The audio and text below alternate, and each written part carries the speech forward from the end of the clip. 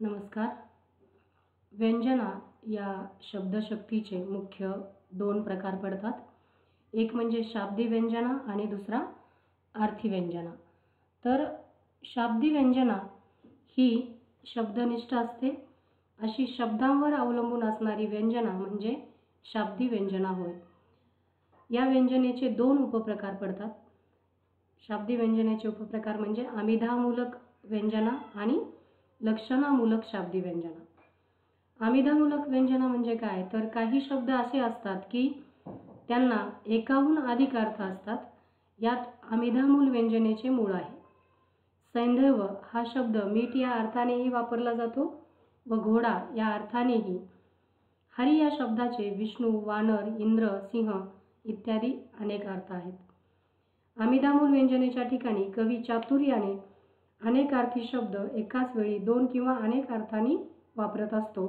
त्यातील पहिला अर्थ समजतो तो अभिधेने, परंतु दुसरा अर्थ अभिधेने समजणे शक्यच नाही, कारण शब्दशक्तीने आपले कार्य एकदा केल्यावर ती विराम पावते. तर दुसरा प्रकार आहे शाब्दी व्यंजनेचा, तो म्हणजे लक्षणामूलक शाब्दी व्यंजना. उदाहरणार्थ, तिच्या डोळ्यात गंगा जमुना आल्या असे आपण म्हणतो. गंगा जमुना डोळ्यात येणे ही अशक्य गोष्ट आहे, परंतु दुःखाचा आवेग किती तीव्र होता हे दाखविण्यासाठी या प्रयोजनावती लक्षणेचा उपयोग केला आहे. यातील प्रयोजन अश्रूंची विपुलता दाखविणे हे आहे, परंतु हे प्रयोजन शब्दाच्या ठिकाणी अभिधा व लक्षणा या ज्या शब्दशक्ती आहेत त्यांच्याद्वारा समजणे शक्य नाही. गंगा जमुना या शब्दाचा सांकेतिक अर्थ गंगा व जमुना यांचा प्रवाह आहे, परंतु संकेतित अर्थ बाजूला जाऊन त्या जागी अश्रू हा लक्षार्थ आला. हा लक्षार्थ ज्या प्रयोजनामुळे प्राप्त झाला ते प्रयोजन व्यंजनेमुळे संभवू शकते. प्रयोजन बाह्य लक्षणेचे उदाहरण विचारात घेताना त्यामागील प्रयोजन हे लक्षणामूलक शाब्दी व्यंजनेचे उदाहरण म्हणून स्वीकारता येते. आता यानंतर जो प्रकार आहे तो म्हणजे व्यंजनेचा अर्थी व्यंजना. अर्थी व्यंजना ही अर्थातून व्यक्त होते. वाच्यार्थाहून वेगळा असा अर्थ रसिकाला कळतो. असा भिन्न अर्थ समजल्यामुळेच रसिकाला आनंद होतो. त्यावेळी अर्थी व्यंजना असते. वाचकाच्या मनामध्ये वाच्यार्थाहून भिन्न असे अर्थ उभे राहतात. उदाहरणार्थ, भा. तांबे यांची नववधू ही कविता. यामध्ये नववधूच्या मनामध्ये निर्माण झालेले भावनांचे वादळ तर कळतेच, पण त्याचबरोबर जीवशिवाच्या मिलनाची सूचना मिळते.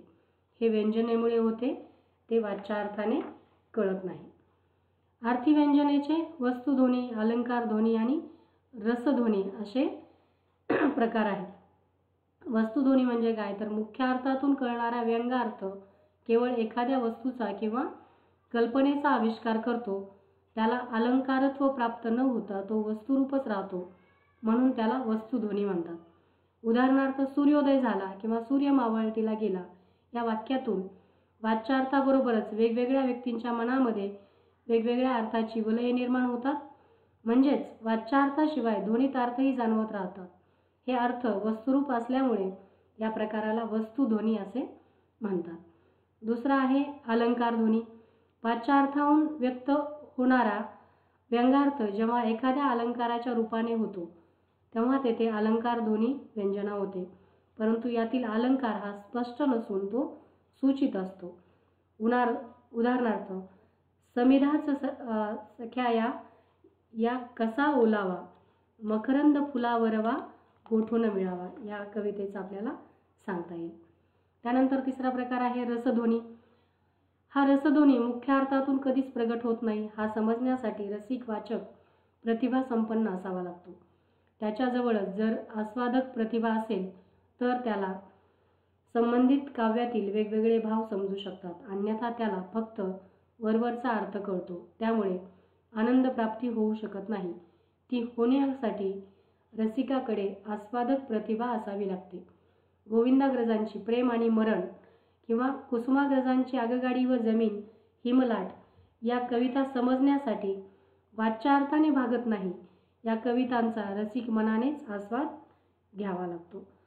उत्तम साहित्यकृती ही रसध्वनीने साधलेली असते हे आपल्याला म्हणता येते. धन्यवाद.